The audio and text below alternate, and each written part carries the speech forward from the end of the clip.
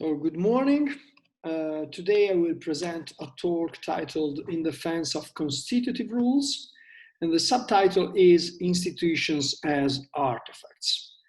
The reason behind this title is that I will try to defend the notion of constitutive rules, and if possible, and I will have time, to connect this defense to a conception of social ontology and of institutional ontology in terms of artifacts. The main part, however, of my discussion will be about constitutive rules. So I take for granted that you are well acquainted with the notion of constitutive rules.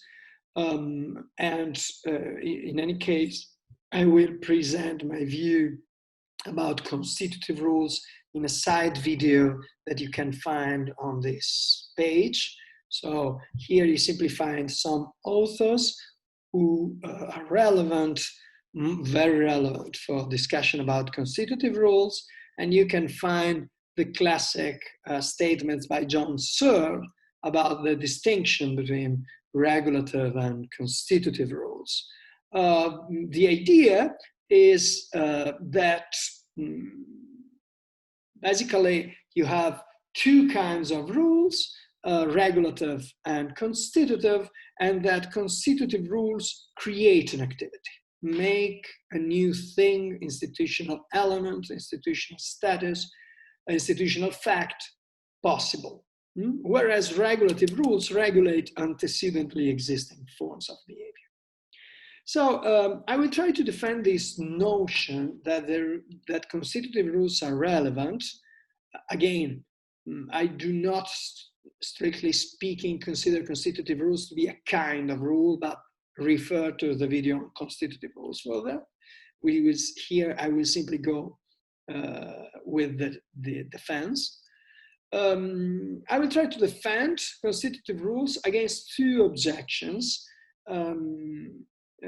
that in a sense, I think are complementary, and in this way, they are very exhaustive, let's say, of the possible objections against constitutive rules, which of course does not mean that there cannot be others.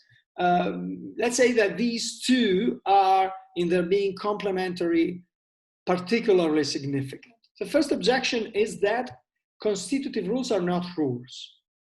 The second objection is that constitutive rules are not constitutive. So, according to the first objection, in order to account for institutional phenomena, you do not need rules, but you need other kinds of notions, metaphysical notions, non-normative notions. According to the second objection, instead, in order to account for institutional phenomena, you need rules, but not constitutive rules. You simply need more ordinary normative notions like regulative rules, okay? So I think that these two objections can be found in two authoritative and important theories in social ontology.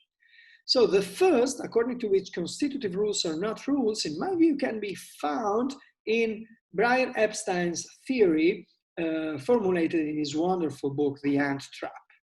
There is here a quotation that I like very much, in which he says that he will not use the concept of constitutive rule, and Searle's idea of rules according to the X counts as Y formula, because Epstein says, like the Holy Roman Empire, which was neither holy nor Roman nor an empire, constitutive rules are neither constitutive nor are they rules. I think that this second statement is particularly significant for me. So you don't need rules, because what Epstein needs is the general idea of frame principles. And frame principles are not, strictly speaking, rules or normative entities. Epstein here gives a theory according to which institutional phenomena can be explained in terms of grounding. So a Searle's formula X counts as Y can be explained in terms of X grounds Y. And this grounding relation, according to Epstein, is set up basically by way of other facts. Facts about collective beliefs or facts about social groups. In general, depending on the kind of social ontology that you assume, facts that frame the grounding relation in some way, according to some general model. And these facts, according to Epstein, anchor the grounding relation. So, in a sense, constitutive rules are not rules, because what you need, according to Epstein here, to explain institutional phenomena simply are relations that are metaphysical in nature. So no normative relation.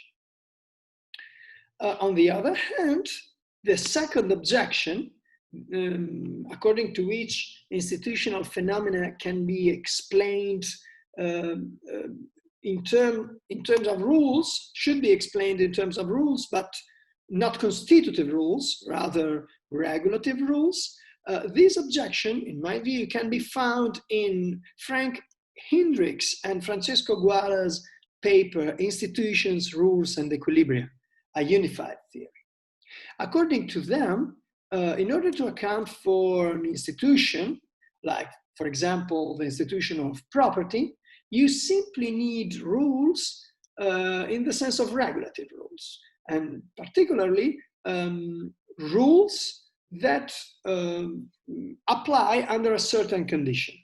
So, for example, if one is the first to occupy a piece of land, one has the right to its exclusive use. You have here a connection between conditions and normative consequences. And this is everything that you need in order to account for institutional phenomena. Now, of course, you can introduce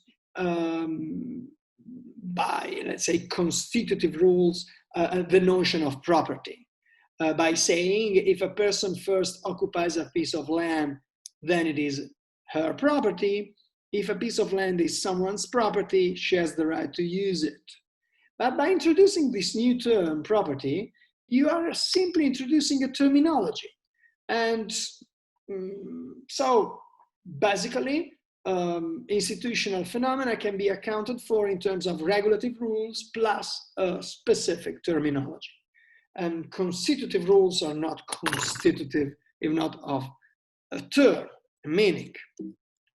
So I think that it is interesting here to see the connection between this view and the view formulated by Alf Ross on 2.2, a paper appeared on Harvard Law Review in 1957. Ross basically maintained a similar view, so perhaps it could be helpful to connect these views in the domain of social ontology. Now, these are the two objections. This is how I connect the two objections to some discussion in social ontology. Let's see whether I can show you how I will proceed. So my counter argument proceeds in this way. My thesis is that the two objections cannot explain a phenomenon, which is very important for the institutional domain, and it is typical of what Hart calls the internal point of view, namely normative reactions based on the ratio of an institutional element. So there are some things that need to be explained here. So when I said Hart, I am referring to Herbert Hart, the legal philosopher, who in his The Concept of Law, a book of 1961, introduces the concept of internal point of view. If you want to know what I mean by internal point of view, A second side video can be found on this page, and you can refer to it. But for the time being, it is sufficient to say that the internal point of view is the situation in which you assume the institution, you practice the institution, you react if others do not comply, and you justify your behavior in terms of the institution. You are internal to the institution. Now, of course, when you are internal to an institution, you can react against the violation of rules, of norms. But what I'm trying to show is that you can also react against something different, which is not a formulated rule, but is the purpose of the institution, of the institutional status. And this purpose is sometimes formulated in legal philosophy and law in terms of the ratio. Ratio as the rationale behind the norm, the rationale behind the institution, the reason why the institution was framed in that way and not in another way. Now, it seems to me that these two objections cannot account for this, normative reactions based on the ratio of an institutional level.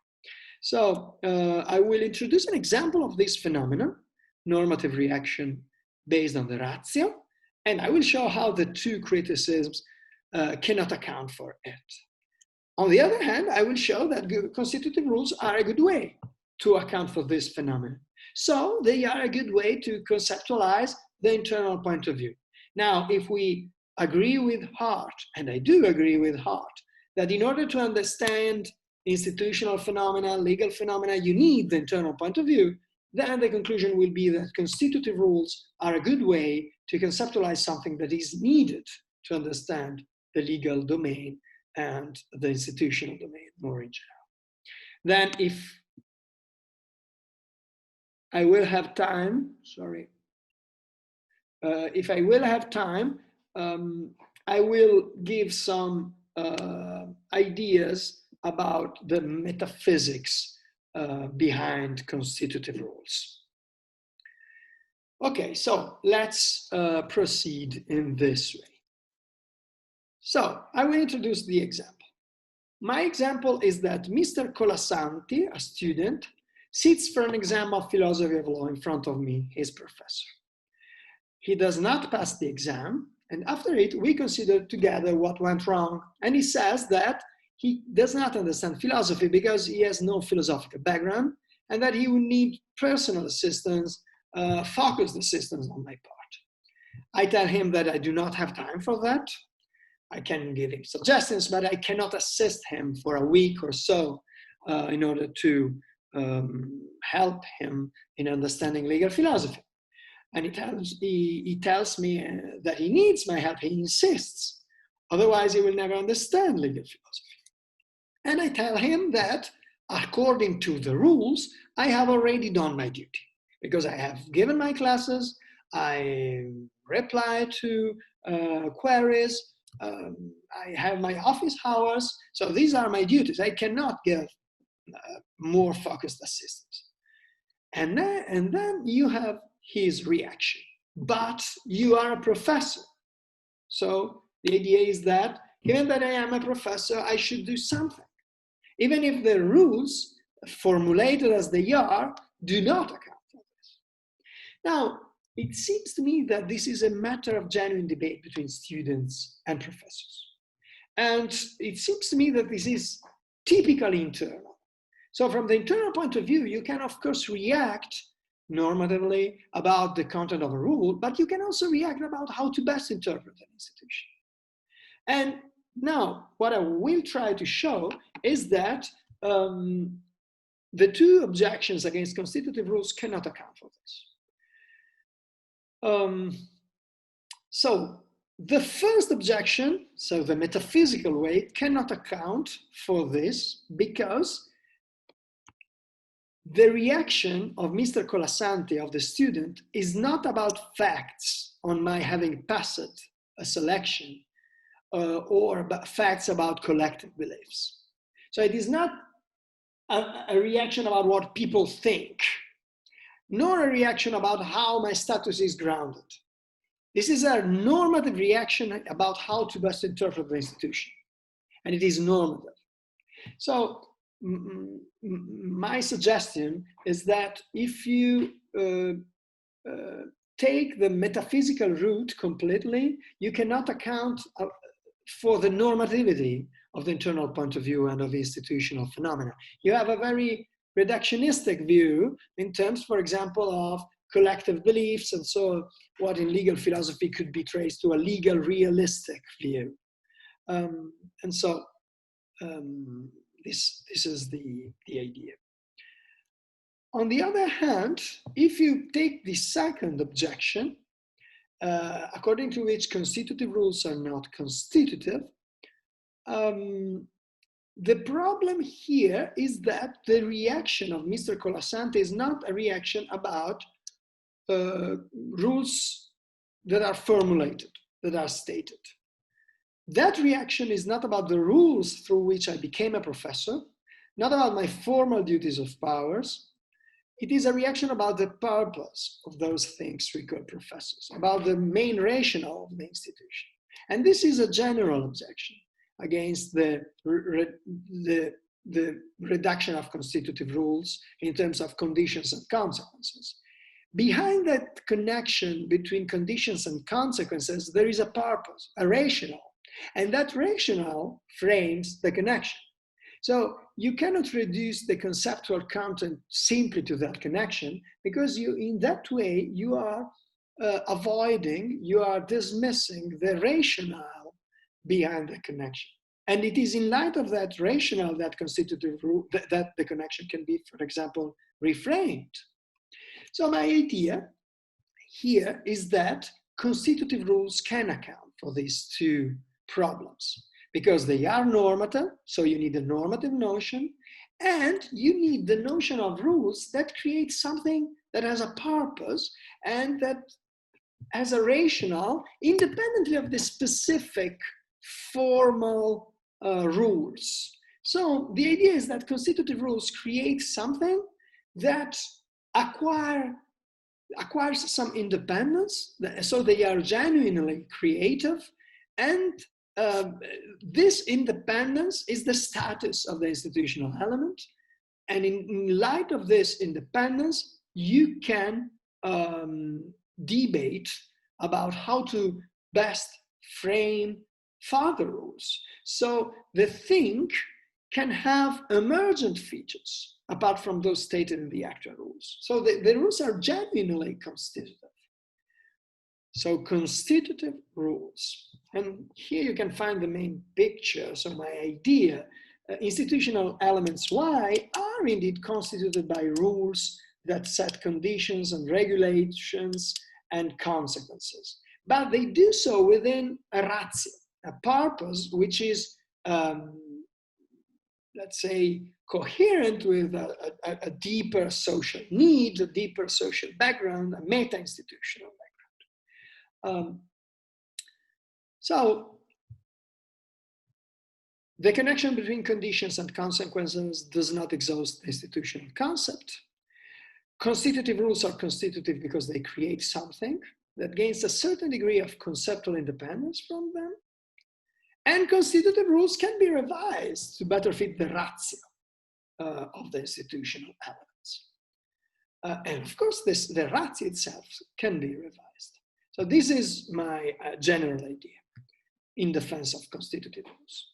Now, what I want to show is that you can derive a metaphysical thesis from these features of constitutive rules that, in my view, form the background of the internal point of view. And the idea is that institutions are artifacts, because artifacts have a ratio, artifacts have structural features, and also the structural features and the ratio of an artifact can change. So you can revise the structural features in terms of the technical problems of their status. But the artifact, the purpose of the artifact stands and can be, in a sense, be the criterion through which you change the features. And this is the general idea. So artifacts that have a technical and teleological rationality. And this is why I think that the two things can be connected. Thank you very much.